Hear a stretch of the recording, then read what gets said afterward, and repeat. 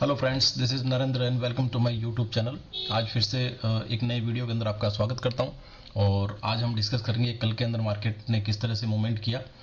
इसके साथ में कल जो दो स्टॉक मैंने आपको रिकमेंड किए थे उसके अंदर आप जो दोनों स्टॉक है उन्होंने मार्केट के अंदर किस तरह से परफॉर्मेंस दिया था, उनका मूवमेंट कैसा रहा। तो सबसे पहले निफ्टी पे बात कर लेते हैं। कल निफ्टी मोटा मोटी 2% डाउन रहा था। ग्लोबल सेंटीमेंट काफ़ी नेगेटिव थे। रीज़न बहुत सारे हो सकते हैं, लेकिन हम इसको थोड़ा सा टेक्निकली समझने की कोशिश करते हैं कि मार्केट किस तरह से मूवमेंट करता है और न्यूज़ या इसको किस तरह से रिएक्ट करता है। तो थोड़ा सा समझ लेते हैं। यह आपके सामने निफ्टी का चार्ट है। इसके अंदर देखिए, सबसे पहले अगर हम समझने की कोशिश करते हैं, मैंने आपको लगातार मेरे जो प्रीवियस वीडियो उसके अंदर मैं बताता आ रहा हूँ कि निफ्टी एक इस रेंज के अंदर फंसा हुआ है। ठीक है, जो ये मैंने दो लेवल मार्क कर रखे हैं, 23,370 के आसपास का, और डाउन साइड के अंदर करीब करीब 23,000 का लेवल जो है वो मैंने मार्क किया हुआ है। और मैंने लास्ट आपको मैं पहले भी बताया था कि मार्केट जब तक इस रेंज के अंदर है तब तक हम कोई प्रेडिक्शन नहीं कर सकते कि मार्केट किधर मूव करेगा।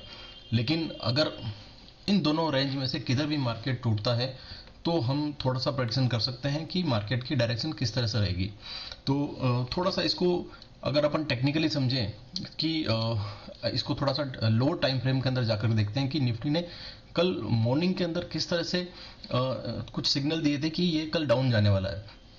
इसको हम 15 मिनट के अंदर चार्ट में अगर अपन देखें तो आप देखिए, ये 15 मिनट का चार्ट है और ये जो ब्लैक लाइन है ये दोनों मैंने ऊपर और नीचे मार्क पहले से ही कर रखी थी।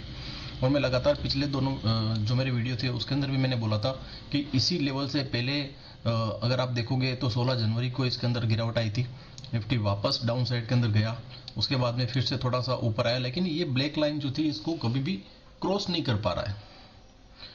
कल की डेट के अंदर अगर आप देखोगे तो निफ्टी सीधा यहीं पे ही ओपन हुआ, इसी ब्लैक लाइन के ऊपर ओपन हुआ। ये जो लेवल था 23,370 के आसपास का, इसी लेवल के ऊपर ओपन हुआ। ये 15 मिनट की कैंडल है। फर्स्ट कैंडल के बाद ऊपर की तरफ किसी प्रकार का कोई फॉलोअप नहीं है। अगर आप देखोगे, अगर निफ्टी को इससे ऊपर जाना होता तो निफ्टी का डायरेक्शन ये होता, लेकिन कहीं पर भी फर्स्ट कैंडल 15 मिनट की कैंडल के बाद में कोई भी ऊपर की तरफ फॉलोअप नहीं था। यहीं पे निफ्टी ने कल सिग्नल दे दिया था फर्स्ट मॉर्निंग में कि निफ्टी जो है वो डाउन की तरफ ही जाने वाला है।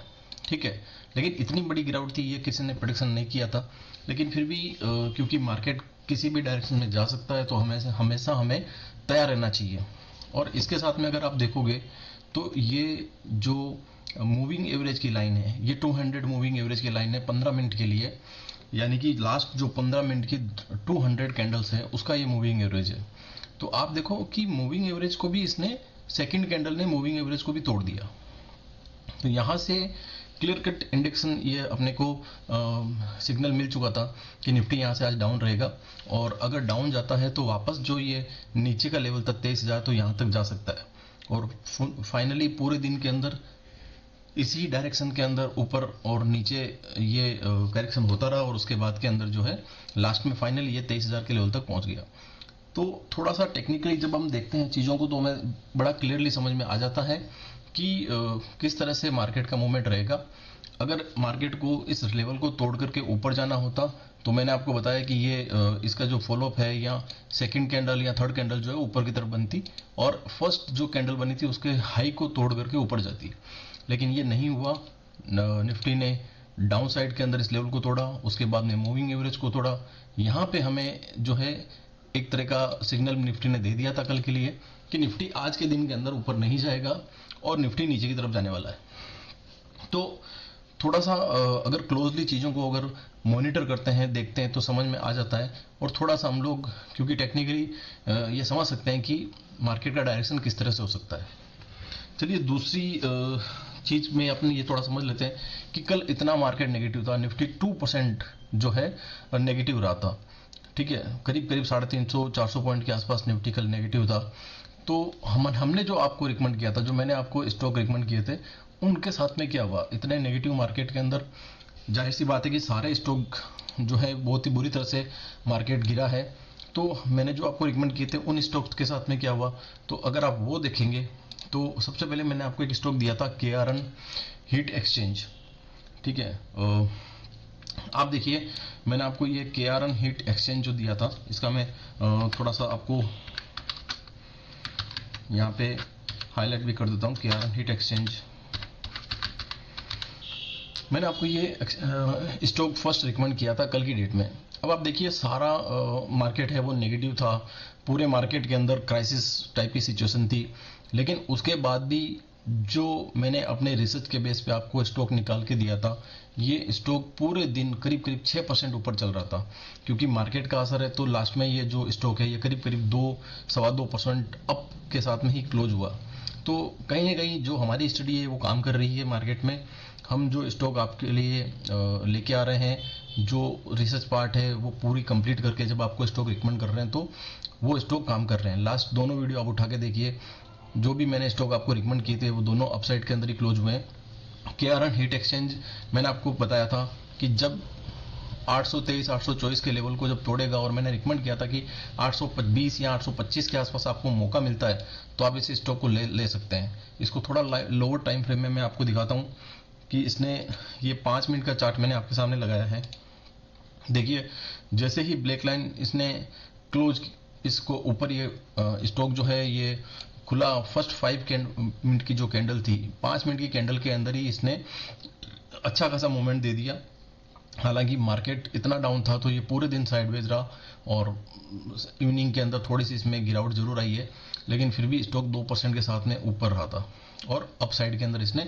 तो अगर आप मेरे यूट्यूब वीडियो को फॉलो कर रहे हैं और आप देख रहे हैं कि जो भी स्टॉक मैं रिकमेंड कर रहा हूँ, तो वो मार्केट के अंदर, नेगेटिव मार्केट के अंदर भी काम कर रहे हैं। और अगर मार्केट ने थोड़ा सा साथ दिया होता या मार्केट की कंडीशन अच्छी हुई होती, तो ये स्टॉक आई थिंक कि करीब 8 या 10% भी ऊपर जा सकता था।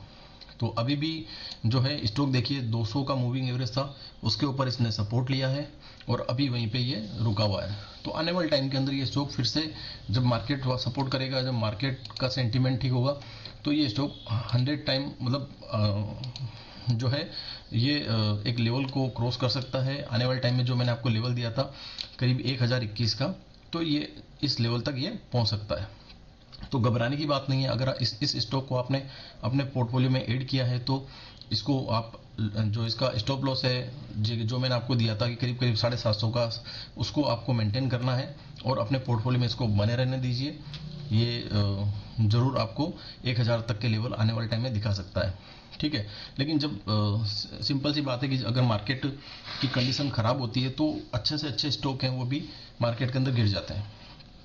तो क्योंकि एक पैनिक सिचुएशन होती है मार्केट के अंदर, तो जो भी इन्वेस्टर होते हैं, जो भी जिनके पोर्टफोलियो में जो स्टॉक होते हैं और कुछ प्रॉफिट दिख रहे होते हैं, तो लोग के दिमाग में फर्स्ट चीज़ ये होती है कि जो भी प्रॉफिट मिल रहा है उसको बुक कर लिया जाए। और इसके साथ के अंदर अगर प्रॉफिट नहीं है, तो कुछ लॉस चल रहा होता है, तो जो इन्वेस्टर होते हैं उनके दिमाग में ये रहता है कि चलो छोटा लॉस लेकर के मार्केट से निकल जाएं। तो पैनिक सिचुएशन के अंदर अच्छे स्टॉक भी गिरते हैं, घबराने की जरूरत नहीं है। KRN हीट एक्सचेंज बहुत ही बढ़िया स्टॉक है, नेगेटिव मार्केट में 2% का रिटर्न दिया है, तो आप अपने पोर्टफोलियो में इसको रख सकते हो। चलिए नेक्स्ट अब बात कर लेते हैं कि आज के लिए हम इन्वेस्ट हमें किधर करना चाहिए। तो निफ्टी के अंदर हमने बात कर ली कि अगर नीचे का लेवल, अगर ये निफ्टी ब्रेक करता है, तो फिर फर्दर और फॉल हमें देखने को मिल सकता है। तो अभी की जो सिचुएशन है उसके हिसाब से किसी स्टॉक के अंदर डायरेक्टली अभी जब तक कि मार्केट का डायरेक्शन क्लियर नहीं होता, क्योंकि नेगेटिव सेंटीमेंट है, तो अभी मैं स्टॉक आज के लिए कोई स्टॉक नहीं दूंगा। लेकिन मैं आपको आज के लिए ज़रूर एक चीज़ रिकमेंड करूंगा कि गोल्ड का चार्ट मुझे बहुत ही बढ़िया लग रहा है। मैं आपको गोल्ड का चार्ट दिखा देता हूँ। ये गोल्ड फ्यूचर है, गोल्ड फ्यूचर का चार्ट है ये। तो आज के लिए क्योंकि देखो मार्केट के अंदर अपॉर्चुनिटी की कमी नहीं है। अगर स्टॉक्स नहीं चल रहे हैं या इंडेक्स नहीं चल रहे हैं, तो गोल्ड, सिल्वर, क्रूड, इनके अंदर हम अपॉर्चुनिटी देख सकते हैं। तो मेरे को एक छोटी सी अपॉर्चुनिटी यहाँ पे दिख रही है। अगर आप देखेंगे तो ये गोल्ड फ्यूचर का चार्ट है। गोल्ड फ्यूचर के चार्ट को मुझे क्यों ठीक लग रहा है, उसका रीज़न भी मैं आपको बताना चाहूँगा। देखिए ये गोल्ड के चार्ट के अंदर मैं अगर समझाऊँ आपको, तो इसमें आप देखिए कि ऊपर से एक ट्रेंड लाइन आ रही है, ठीक है। यहाँ एक ट्रेंड लाइन मार्क कर देते हैं, ठीक है। ये फर्स्ट टच, सेकंड टच, तो आप देखिए इस ट्रेंड लाइन का ब्रेकआउट हुआ है। उसके बाद में फर्दर थोड़ा सा यहाँ पे गोल्ड का जो इंटरनेशनल गोल्ड है, या इसने अपने आप को होल्ड किया हुआ है। और कल की जो नेगेटिव मार्केट था, उस सेंटीमेंट के अंदर गोल्ड ने ग्रीन के अंदर अपने आप को क्लोज किया है। और इसके साथ में एक चीज़ और है, अगर आप देखेंगे यहाँ पे तो एक जो मेरा फेवरेट सेटअप है जिसको मैं कप एंड हैंडल बोलता हूँ, तो ये एक कप टाइप का कुछ मेरे को इसमें दिख रहा है। मुझे लग रहा है कि गोल्ड ने कल अगर गोल्ड जो है 79,200 को क्लोज करता है, ऊपर की तरफ अपने आप को क्लोज देता है, तो आप गोल्ड के अंदर कुछ दिनों के लिए अपॉर्चुनिटी देखेंगे और गोल्ड जो है करीब करीब 80,500 जा सकता है। तो फर्स्ट टारगेट 80,500 के आसपास, और कल के लिए अपन इसमें बाइंग कर सकते हैं। एंट्री हम लोग जो है करीब 79,200 के आसपास हम अपनी एंट्री बना सकते हैं। 80,200 80,500 के आसपास का हम इसमें टारगेट रखेंगे और स्टॉप लॉस जो है मेंटेन करके चलेंगे। बिकॉज मैं आपको बार बार बोलता हूँ, जो भी हम खरीदेंगे वो हम अपने रिस्क मैनेजमेंट को मेंटेन करते हुए खरीदेंगे। अपने फाइनेंशियल जो एडवाइजर है उनको कंसल्ट करके उसके बाद ही हम कुछ परचेज करेंगे। तो ये मेरी स्टडी है, किसी प्रकार का रिकमेंडेशन नहीं है, मैं अपनी नॉलेज आपके साथ में शेयर कर रहा हूँ। तो इसमें आप कल अपनी एंट्री बना सकते हैं और 80,500 के टारगेट के लिए अपने वेट कर सकते हैं। तो कल गोल्ड फ्यूचर के अंदर, यानी कि आज गोल्ड का फ्यूचर का चार्ट थोड़ा ध्यान में रखिए और कोशिश कीजिए कि उसके अंदर कुछ अच्छी जो अपॉर्चुनिटी मिली है उसको हम इनकेस करें और अच्छे रिटर्न निकालें। मार्केट का सेंटीमेंट खराब है, तो आज के लिए किसी भी प्रकार के स्टॉक की कोई रिकमेंडेशन नहीं है, और जो भी इन्वेस्टमेंट करें अपने फाइनेंशियल एडवाइजर को कंसल्ट करने के बाद ही करें। तो थैंक यू दोस्तों, थैंक यू सो मच।